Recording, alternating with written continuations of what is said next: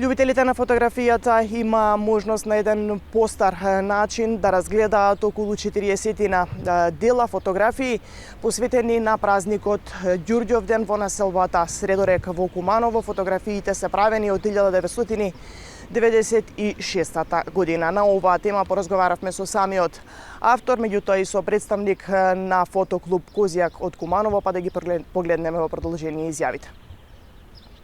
Фотографиите се настанати во период помеѓу 1996 и 2000 година. Се работени на диапозитиви, значи во боја.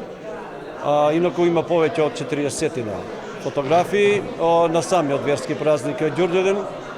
Повеќе години има можност да фотографирам. Инаку идејата за оваа изложба и самото фотографирање на верскиот празник Ѓурѓовден доаѓа таму каде што предходната година, 95-та, заедно со колегата Ашмет Елезовски, снимаме документарна емисија за случувањата по повод празникот во ромската населба Средорек во Куманово.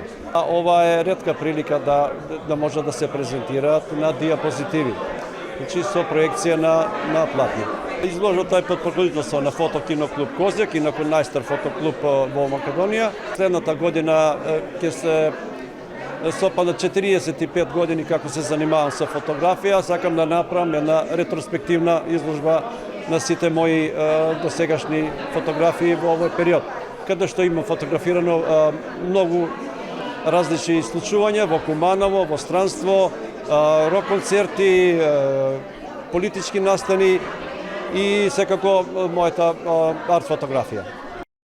На нашиот најстар член кој почнал во фотокиноклуб, почнал во 1981 година. Инаку се работи за изложба на диапозитиви, која е создадена во ромската населба во општина Куманово. Е фотографиран настан кој порано многу се славеше, Ѓурѓевден, значи Маријан Јаневски, Шалајко, што да ви кажам, значи има учествувано на повеќе од 40 изложби на жири, као жири член. Ова му е 6-та самостална изложба, пак ќе кажам специфична на диапозитиви, тоа више никој не работи. Значи јас никогаш немам појма како се работи ова. Ние сме од дигиталното време, така да се што работиме на дигитално и овие настани ни се многу интересантни и на нас, се надам и на останатата публика. Тој е кандидат мајстор, се надеваме дека за кратко ќе добиеме и мајстор во нашиот клуб. Исто така и АФИА е етаблиран освен во Македонија на секаде во светот.